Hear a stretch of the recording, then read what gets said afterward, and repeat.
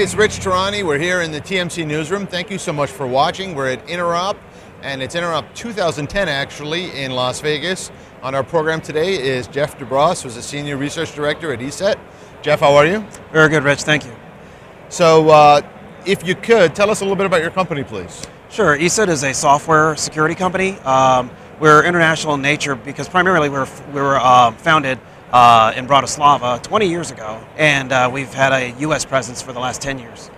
And over the last few years, as economic environment's gone up and down, have you seen like different changes in the market? We've seen a lot of changes in the market, but as far as security and security software, we've had nothing but steady growth, and it's primarily due to the growth also of cybercrime. So what do you help your customers with in combating that?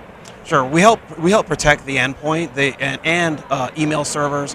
We even have gateway products. So we really focus on protecting those devices, even the mobile devices. We help protect them from the onslaught of malware that's coming from the outside. Let's just say from websites, from targeted attacks, and cyber criminals in general.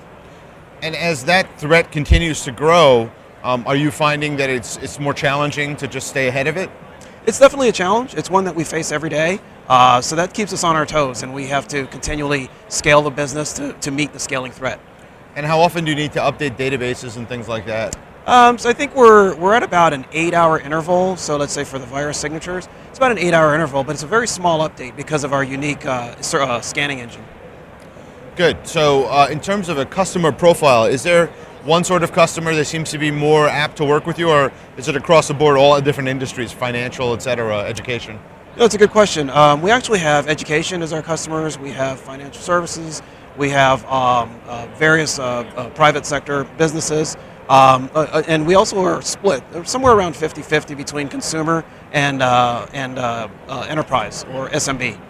Now, internationally, is there a different growth rate in different parts of the world? Is it all doing well, or some parts are booming? We're actually growing internationally. We're growing domestically. I don't have the international growth numbers, but the company is growing across the board, and it's a global growth pattern.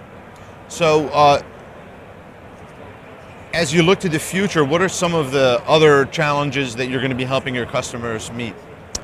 So as we look to the future, it's definitely going to be how to protect your data as it's pushed towards the cloud. Sure. This is everyone's challenge, moving your data towards the cloud and figuring out who owns the security. So we're looking at that arena. Right. We're looking at the scaling threat, protecting our customers against an increasing variety of threats that are poised to attack their networks, their desktops, and their servers. And that's a good point about the cloud, because as the information moves to someone else's network, what happens if that cloud gets hit with something, right? I mean, those are challenges now. Right. What happens if malware gets inserted on the servers that you're paying for? Right. So that is a huge question, and that's something that everyone's struggling with today. Well, do you end up paying for the CPU cycles of someone else's? I mean, these are There's some interesting challenges that we're going to have to deal with as an industry. Right, because all of that hasn't been worked out yet. So there's still quite a few details that need to be nailed down so that we have a fairly unified model of cloud computing, storage in the cloud, pushing your data out to the cloud, and securing that data that's in the cloud. Well, I appreciate you being on the program today. This was really great, and good luck with your future goals and plans. Great. Thank you, Rich. I appreciate it. Thanks. All right.